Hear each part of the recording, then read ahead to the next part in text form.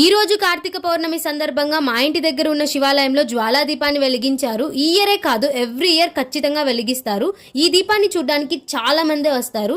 అలాగే మనం గట్టి నమ్మకంతో ఏదైనా కోరిక కోరుకొని 365 ఒత్తులతో కూడిన దీపాన్ని వెలిగిస్తే చాలా మంచిది. మన కోరిక ఒకళ్ళని ముంచేటట్లు కాకుండా న్యాయంగా ఉంటే తప్పకుండా నెరవేరుతుంది. అంతే కదా, కోర్టే కాదు దేవుడు కూడా న్యాయం వైపే ఉంటాడు.